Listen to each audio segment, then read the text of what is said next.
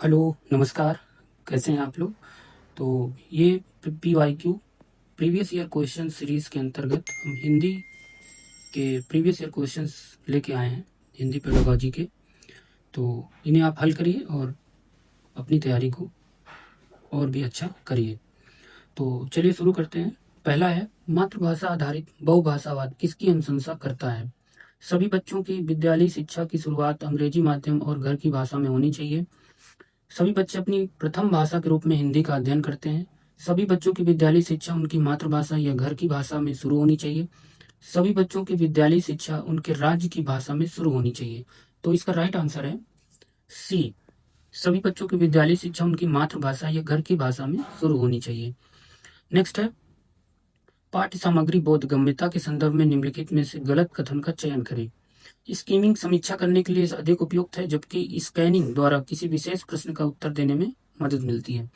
Skimming और scanning दोनों ही पाठ्य सामग्री पढ़ने के दौरान तीव्र नेत्र गति, यहाँ पे नेत्र होना चाहिए, नेत्र गति शामिल है। स्कीमिंग सरसरी तौर पर पठन के अंतर्गत पाठ्य सामग्री को शीघ्रता से पढ़ा जाता है, जबकि स्कैनिंग बारीकी से पठन के अंतर्गत विशिष्ट तथ्य जानने के लिए पढ़ा जाता है। स्कीमिंग में गहराई से पठन किया जाता है, जबकि स्कैनिंग में सरसरी तौर पर पढ़ा जाता है। तो इसका राइट आंसर है बी। नेक्स्ट है, जब बच्चे अपने आसपास के परिवेश की वस्तुओं, घटनाओं और अवधारणाओं के बारे में पूछना आरंभ कर देते हैं तो भाषा का कौन सा प्रकार अधिक प्रयोग में लाया जाता है? सूचनात्मक, खोजबीन परक, कल्पनाशीलता, नियंत्रक। तो इसका राइट आंसर है बी, खोजबीन परक।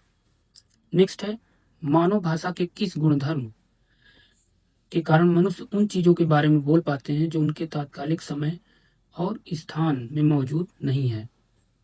संरचना निर्भरता, वियोजन सामर्थ्य, विस्थापन, यादृच्छिकता। तो इसका राइट आंसर है सी, विस्थापन, डिस्प्लेसमेंट। नेक्स्ट है, निम्नलिखित में कौन सा कौशल समझ के साथ पठन का लक्षण नहीं है?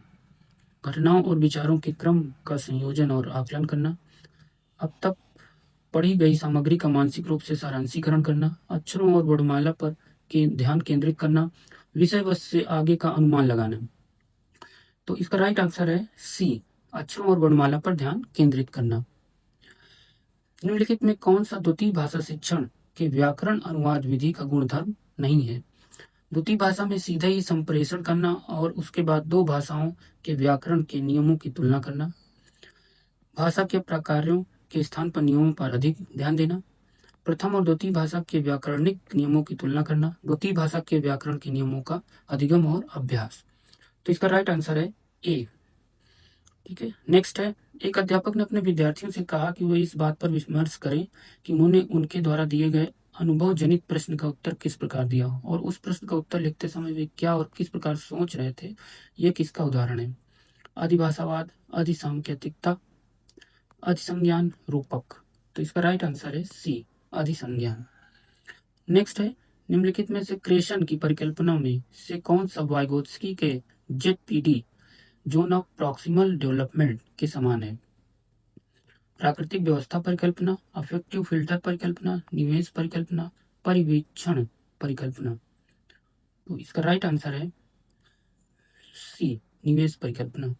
नेक्स्ट है, क्यूमिक की अंतर्निर्भरता परिकल्पना के अनुसार निम्नलिखित में कौन सी एक दूसरे पर पारस्परिक रूप से निर्भर है? द्वितीय भाषा में पठन और लेखन, प्रथम और द्वितीय भाषा में बुनियादी अंतर वैयक्तिक कौशल, द्वितीय भाषा में पठन और लेखन, प्रथम और द्वितीय भाषा में संज्ञानात्मक अकादमिक निपुणता। तो इसका राइट आंसर है डी।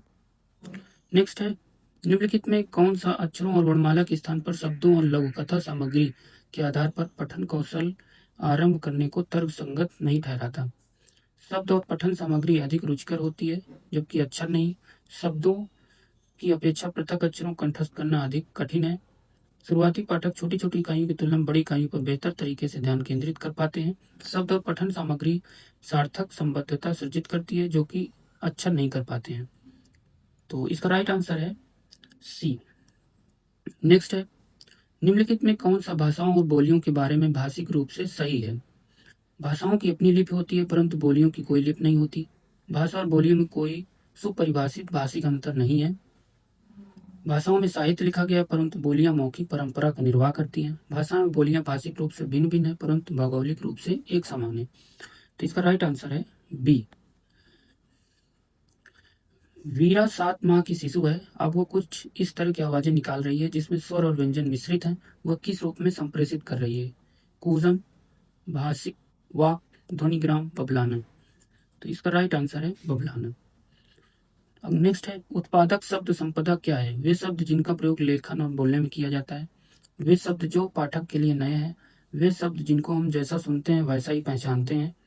उन शब्दों पर ध्यान देना जिनको हम पंक्तियों से परे जाकर पढ़ते हैं। तो इसका राइट आंसर है ए। निम्नलिखित में से किसके द्वारा भाषा अर्जन उपकरण की अवधारणा की व्याख्या नहीं की गई है? यहाँ पे नई शब्द का ध्यान देंगे। बच्चे आकृति मूलक भाषा कैसे सीख लेते हैं? बच्चों का भाषिक उत्पाद उन्हें मिले भाषिक निवेश से अधिक क्यों होता है? बच्चे अपनी प्रथम भाषा कैसे सीखते हैं? बच्चे 4 से 5 वर्षों की कम अवधि के भीतर कैसे भाषा सीखने योग्य बन जाते हैं? तो इसका राइट आंसर है ए। नेक्स्ट है, एक समुदाय विशेष के बोलने चालने के तरीके में यह देखा गया है कि दो भिन्न भिन्न सामाजिक आर्थिक समूहों के लोग 21 को भिन्न भिन्न तरीके से उच्चारित करते हैं। यह किस प्रकार का उदाहरण है? सामाजिक सांस्कृतिक चर, सामाजिक मनोवैज्ञानिक चर, सामाजिक भाषिक चर, परिणामवादी या प्रैग्मेटिक चर। इसका राइट आंसर है सी, सामाजिक भाषिक चर। तो थैंक यू। आज हमने कुछ महत्वपूर्ण क्वेश्चंस देखे हिंदी पेडागोजी के लैंग्वेज फर्स्ट में। और तो ऐसे ही क्वेश्चंस के लिए चैनल से जुड़े रहें, सब्सक्राइब करें, लाइक करें। Thank you.